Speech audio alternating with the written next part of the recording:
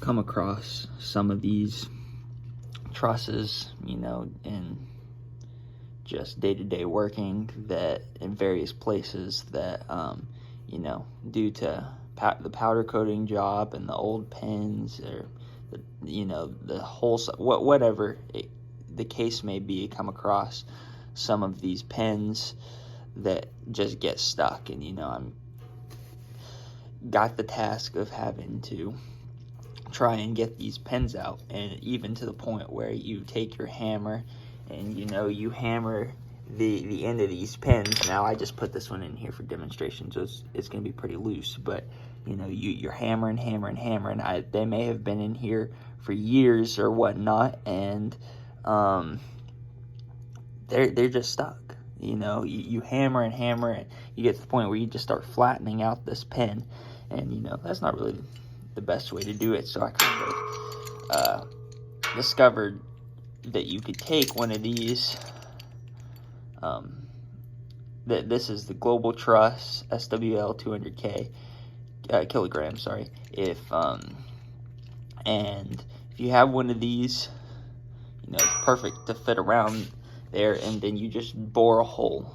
You know, the size, you bore a hole through this with your drill press, and you drill it the size where this could just pass right through. Okay, you know, you got a bit of space around it. This could just pass right through. You don't want to make it too big. And you know, just like you were to use this on the truss to hold a light, which is what these are really for, you know, and don't waste your good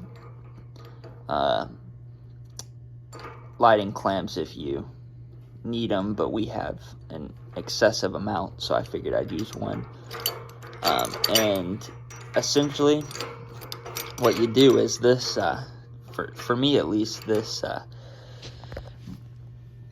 nut is the same size as my, you know, I keep this on me all the time because it goes to the lug nuts on my truck. So, you know, you can put this on and you can start twisting it tight, and essentially what it's going to do is you take, you know, your breaker bar, whatever you have for this 3/4 inch drive, and if I can get it to focus, essentially what it's going to do is it's going to start pushing this tight against this.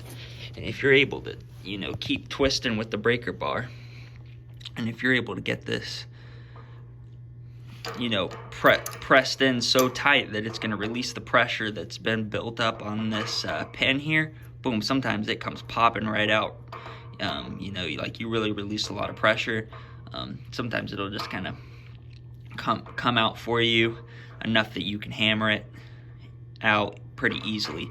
So that's a tool that I've built that I pretty much always keep on me now. Works with the, you know, 3/4 inch drive and a breaker bar, and it successfully most of the time gets these out, and it the very least breaks it loose enough that you can hammer against this, and it should come out pretty easy. And if all else fails, take a butane torch, light this thing up, get it real hot, and then hammer it out, and that's really never failed me.